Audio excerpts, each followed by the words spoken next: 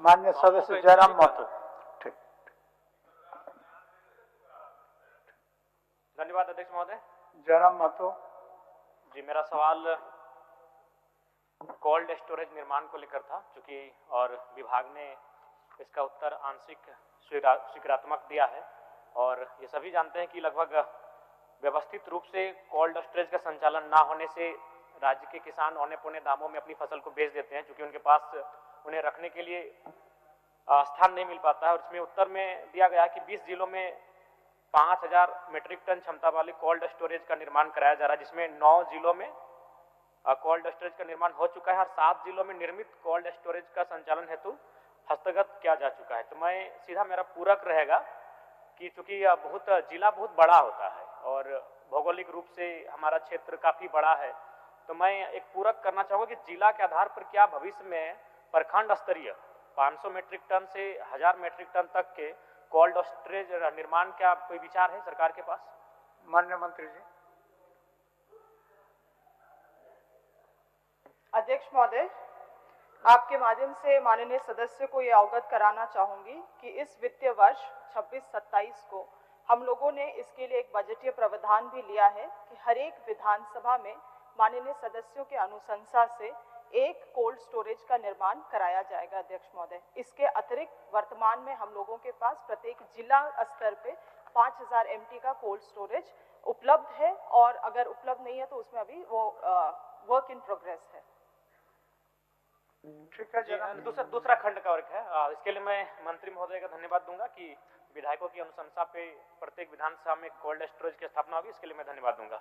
दूसरा मेरा पूरक ये था, मैंने प्रश्न पे खंड 2 पे पूछना चाहूंगा कि जो कोल्ड स्टोर से बहुत सारे राज्यों में, जैसे महाराष्ट्र में WDRA रजिस्टर्ड वेयर हाउस पर नेगोशिएबल वेयर हाउस रिसिप्ट के आधार पर बैंक लोन मिलता है, किसान अपनी उपज गिरवी रखकर तुरंत नकद प्राप्त कर सकते हैं। गुजरात में भी ये व्यवस्था है, पंजाब में भी ये व्यवस्था है, कर्नाटक और आंध्र प्रदेश में भी ये व्यवस्था है।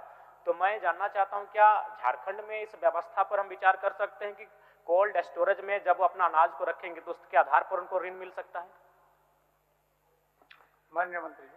अध्यक्ष महोदय, माननीय सदस्य का खंड 2 में जो सवाल है कि किसानों द्वारा स्टोर फसलों पर बैंक ऋण प्राप्त होता है या नहीं है, अध्यक्ष महोदय मैं आपके माध्यम से हाउस को अवगत कराना चाहूंगी कि वर्तमान में हमारे पास ऐसा कोई भी प्रावधान उपलब्ध नहीं है। ऋण की जहां तक बात आती है अध्यक्ष महोदय, तो हम लोग अपने राज्य में किसानों को KCC लोन उपलब्ध कराते हैं जो सब इंटरेस्ट सबवेंचर मॉडल पे संचालित की जाती है। अध्यक्ष महोदय, इसके अलावे समय समय पे कृषि ऋण माफी योजना भी चलाई जाती है। मगर अध्यक्ष महोदय, जो माननीय सदस्य कह रहे हैं कि कोल्ड स्टोरेज में जो फसल को स्टोर किया जाता है उसके अगेंस्ट में बैंक ऋण, अध्यक्ष महोदय जो वेयर हाउसिंग डेवलपमेंट और रेगुलेशन एक्ट 2007 है उसमें ये प्रावधान दिया गया है, किंतु अध्यक्ष महोदय काफी टेक्निकलिटीज है इसमें। आपको BIS कंस्ट्रक्शन नॉर्म्स हुए, साइंटिफिक स्टोरेजेस प्रैक्टिसेस हुए, तमाम चीजों को आपको फुलफिल करना पड़ता है, तब जाके आपको WRDA का एक सर्टिफिकेशन मिलता है। उस सर्टिफिकेशन में जब वेयर हाउसेज ऑपरेट करती हैं तो किसी भी किसान को उनके उत्पाद के लिए उत्पाद को स्टोर करने के लिए ENWR इलेक्ट्रॉनिक वेयर हाउस रसीद उपलब्ध कराया जाता है, जो कि एक नेगोशिएबल कोलैटरल के रूप में एक्ट करती है अध्यक्ष महोदय। तो क्योंकि ये काफी टेक्निकल हो जाता है अध्यक्ष महोदय, वर्तमान में हमारे पास ऐसा कोई भी कोल्ड स्टोरेज नहीं है जिसको ये सर्टिफिकेशन प्राप्त है, इसी के कारण हम लोग इनको वो लाभ नहीं दे पाते अध्यक्ष महोदय। मगर जहाँ तक ऋण की बात है, राज्य में किसानों के ऋण की आवश्यकता पूर्ति की जा रही है। नहीं, बस एक छोटा नहीं, देखिए मंत्री महोदय, चूंकि अभी जैसे कि महुआ का सीजन है, अब महुआ आएगा तो उस महुआ का अगर वो स्टोर करते हैं तो अगर उस स्टोर के आधार पर उनको ऋण दिया जाएगा तो हमें लगता है कि उनको एक अच्छा पहल हो जाएगा। तो इसलिए ऋण तो दिया जाता है, लेकिन मैं चाहता हूं कि जो स्टोरेज है, जो वो स्टोर करते हैं जिस अनाज का, उसके आधार पर, उस स्टोर हाउस के आधार पर, चूंकि कई राज्यों में ऐसा प्रावधान है, तो मैं चाहता हूं इस पर एक विचार किया जाए, इस पर विचार करें। माननीय जयराम कुमार महतो, तो इसके बाद वाला प्रश्न भी आप ही का है, पूछ लीजिए। इसके बाद वाला प्रश्न भी आप ही का है, तो इसका उत्तर थोड़ा सा मंत्री महोदय इसका उत्तर तो मंत्री जी दे दिए आपको साफ। जो अभी हमारा स्टेट में इस तरह का कोई प्रावधान नहीं है, चूंकि इसमें कुछ जटिलता है, लेकिन आपने प्रश्न के रूप में माननीय मंत्री के संज्ञान में दे दिए, तो फिर एक्सरसाइज करेंगे।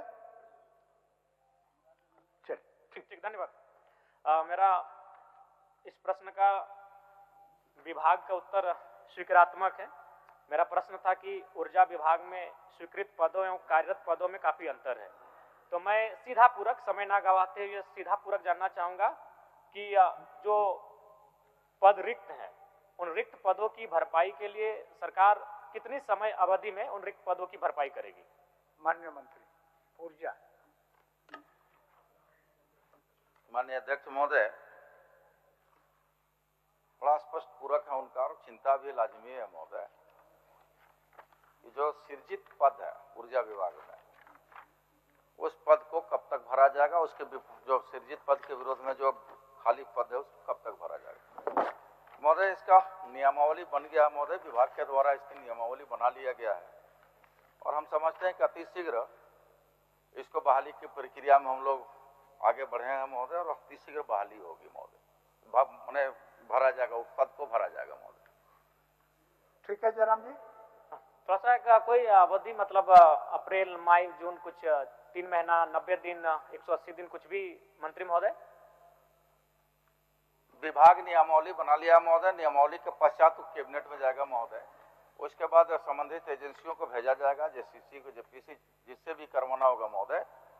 समझते हैं कि 4-5 महीना तो लग ही जाना है महोदय, सामान्य सी बात है, 4-5 महीना लग ही जाएगा महोदय। ठीक है माननीय। मेरा दूसरा खंड का बिजली बिल में गड़बड़ी को लेकर अभी कल ही आया था, तो लगभग 3 लाख का उसका बिल आ गया था। तो हमने विभाग को फोन किया और सीधा कहा कि भाई ऐसा करेंगे तो लोग तो आत्महत्या कर लेंगे।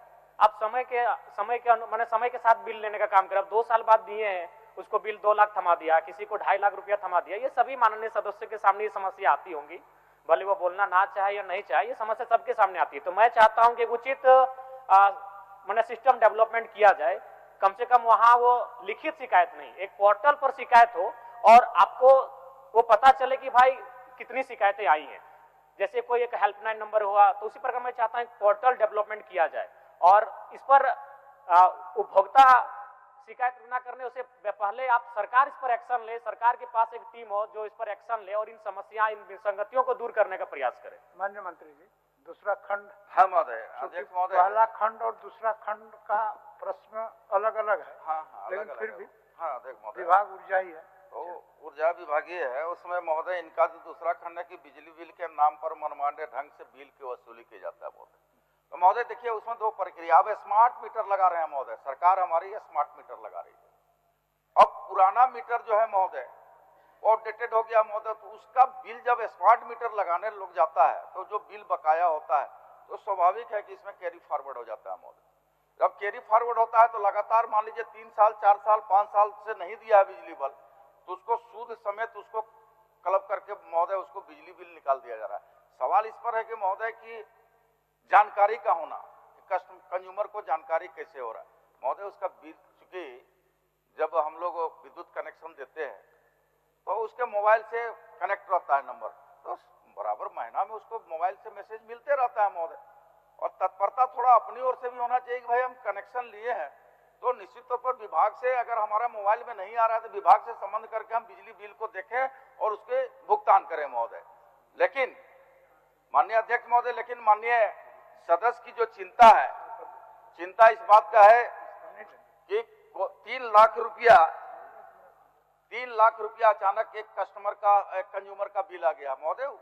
आप हम आपके माध्यम से माननीय सदस्य को कहेंगे कि अगर वैसा कोई साक्ष्य है तो दे, निश्चित तौर पर बिजली बिल भी उसका संशोधन करेंगे और संबंधित अधिकारी पदाधिकारी पर कार्रवाई भी करेंगे महोदय।